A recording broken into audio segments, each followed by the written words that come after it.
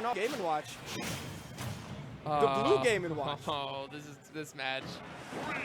We'll see how high-paced these players will take this, or how very not high-paced this could be.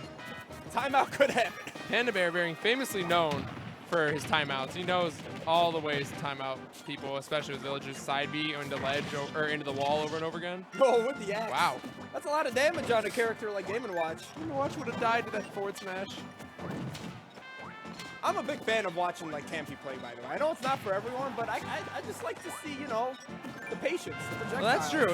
It's definitely we play a game where camping, as much as it is not the most enjoyable thing in the world to see, is very optimal and really good in a ton of situations. Well, the thing is, certain characters have their entire kit around it. They just they can't have help to it. do it. They don't even have moves that are safe on shield. And Panda Bair not Panda Bair, I'm sorry, Villager more in that archetype. Game & Watch can definitely lay on some pressure. For sure. That's going to be that smash, yep. You don't want to sink too low. You have to be able to have one of those up Bs that just goes narrowly around the line right underneath ledge, or else Villager really is going to punish you for that. Yeah, that F smash is like really strong. Game & Watch is going to be racing to the ledge before the ball gets back down. Although he also has iframes on that up B, so I don't know. It is Game & Watch. He might just not care.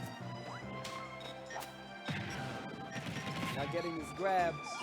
Getting some juggles on Panda Bair now. Oh. Ooh.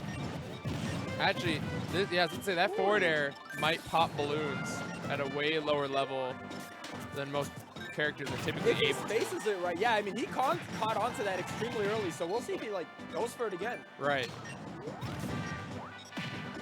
It just puts Villager in a ton of lag. Right, and now Villager doesn't have any energy-based projectiles. Unless, no, I think he might be able to actually get the explosion avoid. Oh, maybe. Oh, he held it for, like, he let go of it right in the last second before that would have hit. And I also don't know if Villager can pocket Game & Watch's forward air. That would be interesting to see. I think that'd be, he pockets a bacon, yep. Pocket bacon. By the way, Panda Bair is so good at using whatever projectile he has to work with, just throwing it out, and then, and most importantly, getting a combo off of it. Oh, you have to. Oh, this might do it. Oh! Weaving around them, very good. That's scary, man. That is scary. He was playing with a stock there. For sure. But I didn't even notice it's 3 stocks to 1. What is Game & Watch's kill condition here? He has to fish for a down smash or an up smash to be able to get this. Potentially, yeah. I don't see him winning the zoning game. But no, he has a reflector, actually. But then again, he's down stocks. I know Villager has a hard time with reflectors. Yeah. Because he doesn't have a reflector of his own. He has pocket, but that is not the same. I think Panda Bair's doing these F smashes, especially the ones that were just on the ground, as a way to bait Seabass in. Thinking like, because that F smash isn't going to hit, because it doesn't go anywhere. Yes, and that F smash is also reliably safe. Yeah. No red lag. Wow. So, I mean, you know, you got to know the matchup or get hit by it once to know that, like, okay, yeah, this is a safe move. Down tilt, actually, almost sending it an angle where that would have killed from across the stage. Oh, I like that. Oh, my God. That was Gets so down clean air. by Panda Bair. He weaved around that obstacle course of projectiles. Did not get hit by a single piece of bacon. And then he sent him into the depth on top of that. So nice 3 stock by Panda Bair. Yeah, so that if you're clean. Seabass, do you go Bowser now? Do you switch to Bowser? I'm not Seabass. I would, yes, I would. I feel like, especially after getting 3 stocked like that, he had a really hard time getting in, and I feel like Bowser just has more kill potential. And yes, he's going to get juggled a little bit, but if he plays his card, because isn't Seabass primarily a Bowser main?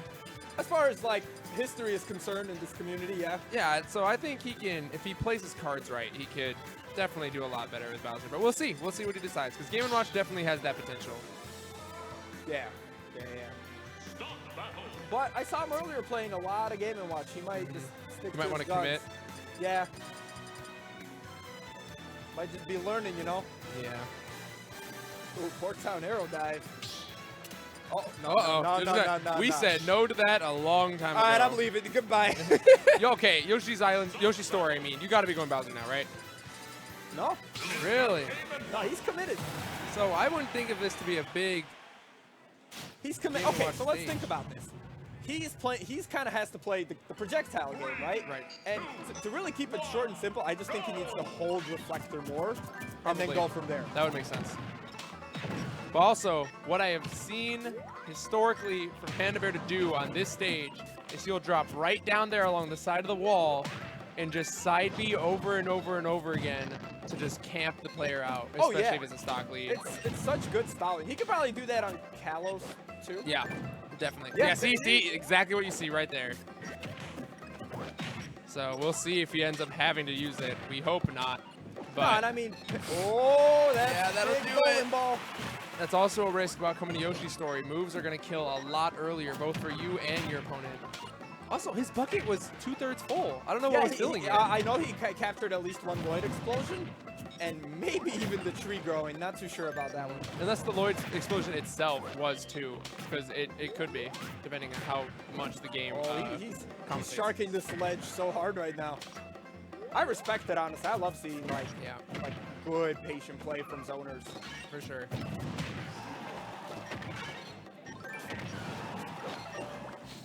Oh yeah, he didn't want that one. Yeah. You gotta wonder, like, what do you do if you're Seabass? I know. So a big part of Game & Watch play is getting those upbeats out of shields and being able to capitalize off of that. When you're playing against a character like Villager, you know how often Villager's going to touch your shield and be on it as a character? Oh yeah. Never, because he doesn't have to. He has projectiles. Back here and forward, Exactly. just toss it around. So Game & Watch is kind of left, like you said, having to use his reflector. When he tries make to something approach, happen. he like gets stuffed out by forward air, back air, and when he tries to play the projectile game, it just doesn't seem to work. Like Panda Bair has the upper hand. Right, so. Oh, and you see like Another that. good bowling He ball. just stuffs him out. He knows exactly what he needs to do in that case. And it's rough. But all props to Panda Bair playing this exactly the way he needs to be. Yeah, definitely a matchup to study if you're Seabass. Yeah. Yeah, he can go for these also balloon pops, but That downer does it, yeah. that was untechable too, by the way. The first stock Seabass takes off this set. Hey man, it starts with a single step, man. Very true.